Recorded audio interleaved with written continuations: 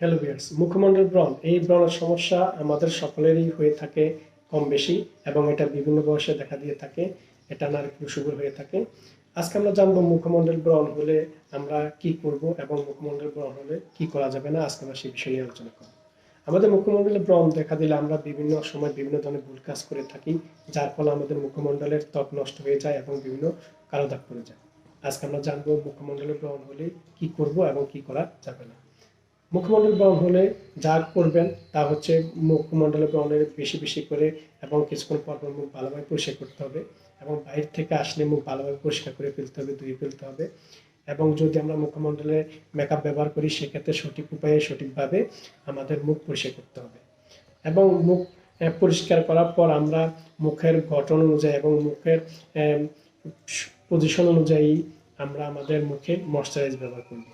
মাথার ত্বকে বেশি তৈলাক্ত ভাব থাকলে এবং খুশকি বেশি হলে আমরা আমাদের ত্বকে ব্রণ দেখা দিতে পারে। সেক্ষেত্রে আমরা নিয়মিত শ্যাম্পু ব্যবহার করতে হবে, পর্যাপ্ত পরিমাণে পানি পান করতে হবে, এবং প্রোটিন সমৃদ্ধ এবং ভিটামিন সি এবং ভিটামিন সমৃদ্ধ খাবার গ্রহণ করতে হবে।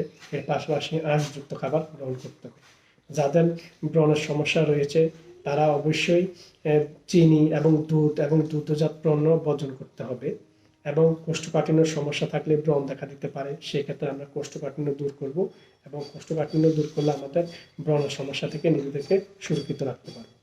এখন আমরা জানবো ব্রণ হলে আমরা কি করতে পারবো না। ব্রণ হলে যেখানে সেখানে হাত দেওয়া থেকে বিরত থাকতে হবে, এবং ব্রণ কোটাকুটি করা যাবে না। এবং মুখমণ্ডলে ব্রণ হলে আমরা মুখের ব্রণ থেকে পুঁজ বের করা যাবে না, এতে আমাদের মুখের কালো দাগ পড়ে যেতে পারে এবং মুখে গর্ত দেখা দিতে পারে। এর পাশাপাশি বারবার আয়না দেখা থেকে বিরত থাকতে হবে। আমাদের যদি মুখমণ্ডল ব্রণ হয় সেক্ষেত্রে আমরা বারবার আয়না দেখলে আমাদের মন খারাপ হতে পারে এবং হতাশা দেখা দিতে পারে।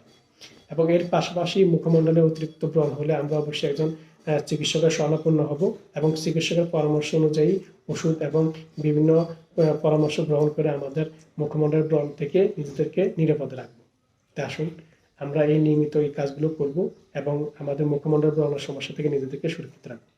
ভিডিওটি ভালো হলে লাইক এবং শেয়ার দিয়ে অন্যকে দেখা এবং জানার সুযোগ করে দিবেন। সবাইকে ধন্যবাদ।